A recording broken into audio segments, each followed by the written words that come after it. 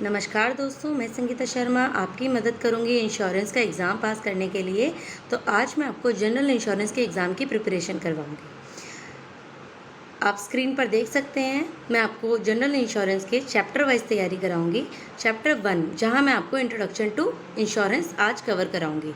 Insurance in simple language it means to transfer risk to someone who is capable of handling it. Generally, to insurance company, it is considered as a process by which the losses of a few who are unfortunate to suffer such losses are shared among many those exposed to similar uncertain events or situations.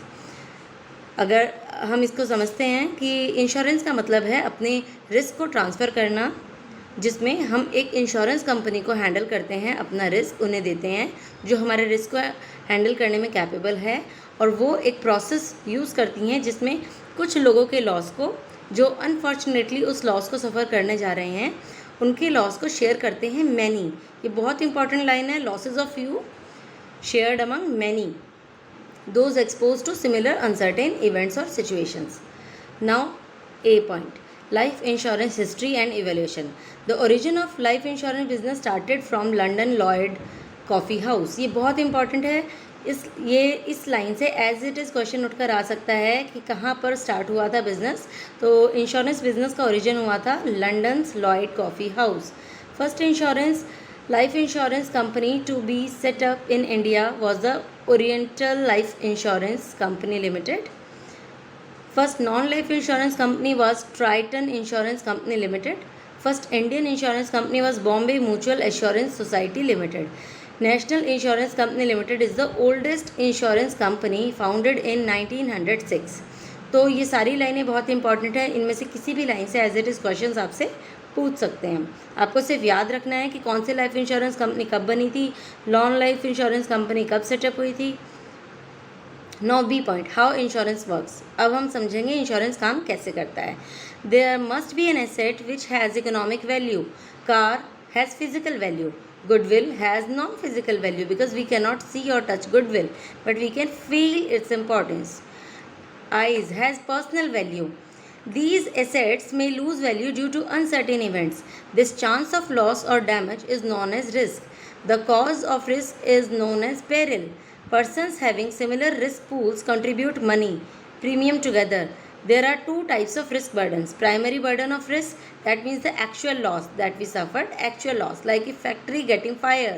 So the loss of that goods that we had in our factory or raw material is the actual loss, or the money that we have in that factory is the actual loss. But there can be secondary burden of risk also, and that is losses that might happen, and we can say physical or mental strains. The physical or mental stress that someone is going to suffer because of that loss, that fire in the factory, is the secondary burden of risk. Now see, risk management techniques. The various types of risk management techniques can be categorized here as risk avoidance. बहुत important question है, बहुत important line है। Risk avoidance, इसमें हम risk को avoid करते हैं, risk वाली सिचुएशन से बचते हैं। रिस्क रिटेंशन, इसमें हम रिस्क को रिटेन कर लेते हैं, हम अपने आप को प्रिपेयर करते हैं कि अगर ये लॉस हमारा होगा तो हम उसको फेस करेंगे, हैंडल करेंगे।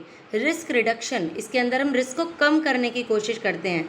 रिस्क रिडक्शन एंड कंट्रोल, इसमें हम रिस्क को कम करने की, कंट्रोल करने की कोशिश करते हैं। एंड रिस्क फाइनेंसिंग, इसमें हम अपने रिस्क को फाइनेंस करा लेते हैं कि अगर हमें रिस्क होगा तो उसकी पेमेंट कहीं और से हो जाएगी, जैसे इंश्योरेंस से हो जाएगी। Insurance as a tool for managing risk, तो इंश्योरेंस एक टूल है जो हमें रिस्क को मैनेज करने में हेल्प करता है। इसके कुछ रूल्स हैं। Don't risk a lot for a little, हमें बहुत ज़्यादा कीमत की चीज़ों को रिस्क में नहीं लगाना चाहिए सिर्फ थोड़े से पैसों के लिए। जो हमें इंश्योरेंस का प्रीमियम देना पड़ता है उसके लिए हमें किसी बड़ी चीज़ को नहीं लगाना चाहिए। Don't risk more than what we can afford to lose, and don't insure without considering the likely outcome. ये 3 रूल्स हैं इसमें, इसको हम और अच्छे से समझते हैं। जैसे don't risk a lot for a little, there is no need to insure a ball pen. See, if a ball pen costs ₹5 or 10 for you, then you do not need to take insurance for it, क्योंकि उसकी value इतनी ज़्यादा नहीं है कि जिसके लिए हम इंश्योरेंस का प्रीमियम पे करें। तो don't risk a lot for a little. अब सेकेंड रूल कहता है don't risk more than what we can afford to lose. हमें उतना ज़्यादा रिस्क नहीं लेना चाहिए जिसके लिए हम इंश्योरेंस का पेमेंट करना अफोर्ड कर सकते हैं। जैसे we can not afford to lose we can not afford to not insure our house, because हमारे हाउस की जो कॉस्ट है वो बहुत ज़्यादा है, तो उसका नुकसान हमारे लिए बहुत ज़्यादा हो जाएगा जो हम अफोर्ड नहीं कर सकते। तो इसलिए हमें उसका इंश्योरेंस ज़रूर कराना चाहिए।